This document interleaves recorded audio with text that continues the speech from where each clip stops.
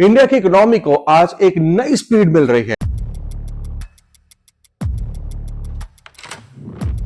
But क्या आपको पता है कि इसका असली हीरो कौन है? टेक्नोलॉजी। आप सोच रहे होंगे कि टेक्नोलॉजी तो हर कंट्री में है, तो इंडिया में अलग क्या? यही तो बात आज आपको मैं वीडियो में बताने वाला हूं। क्यूरियस हो ना? Let's drive in. इंडिया सिर्फ वर्ल्ड का लार्जेस्ट डेमोक्रेसी नहीं है, ये टेक इनोवेशन का भी हब हो रहा है। बेंगलुरु से हैदराबाद तक हर जगह स्टार्टअप्स और ग्लोबल टेक कंपनीज का इकोसिस्टम बज़ कर रहा है। One of the biggest reason for this growth is कि इंडिया का आईटी सेक्टर वो डोमेस्टिक जीडीपी में ही नहीं बल्कि एक्सपोर्ट्स में भी ह्यूज कंट्रीब्यूटर है।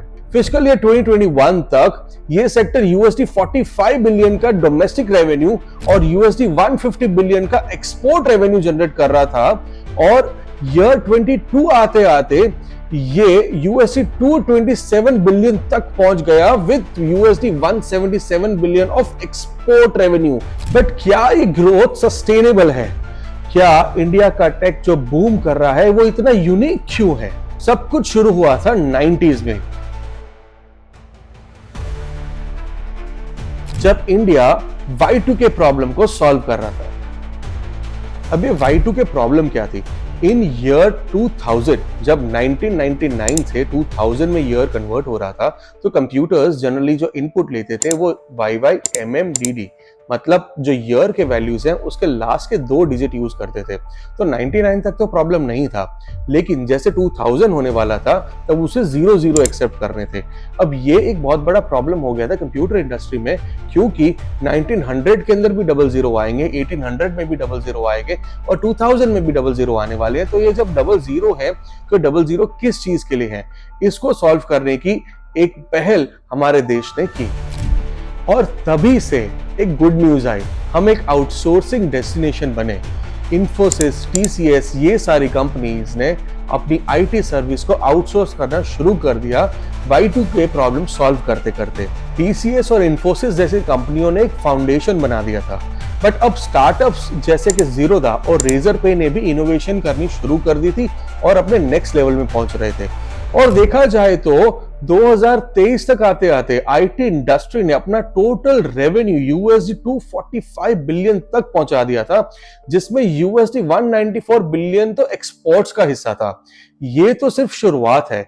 इंडिया अब चाइना और यूएसए जैसों के साथ कॉम्पीट करने लगा है। इंडिया का जो आईटी वर्कफोर्स है वो आज 4.36 मिलियन एम्प्लॉइज के आसपास का है, और एक्सपर्ट्स ये प्रेडिक्ट करते थे आईटी की जो स्पेंडिंग है वो 2022 तक ही $98.5 बिलियन तक जा सकती थी। ये हुआ रैपिड डिजिटाइजेशन की वजह से। और इंटरेस्टिंगली कोविड-19 पैंडेमिक के दौरान भी इंडस्ट्री ने एक टाइमली शिफ्ट किया रिमोट वर्किंग पे और अपनी ग्रोथ को मेंटेन रखा, और इसकी वजह से आने वाले 2025 तक आईटी का जो जीडीपी में कंट्रीब्यूशन है वो 10% तक एस्टिमेट किया गया है। अब क्या ये रैपिड ग्रोथ की वजह से क्या हमारे चैलेंजेस भी बढ़ेंगे? अब ये तो समय ही बताएगा। इंडिया का टेक इकोसिस्टम काफी यूनिक है।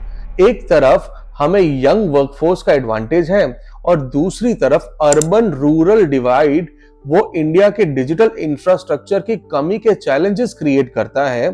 और ये चैलेंजेस जो है, ये चैलेंजेस कब एक अपॉर्चुनिटी में बदल जाए उसका भरोसा नहीं, लेकिन इंडियन स्टार्टअप्स इन प्रॉब्लम्स को अनएक्सपेक्टेड वेज में सॉल्व कर रहा है।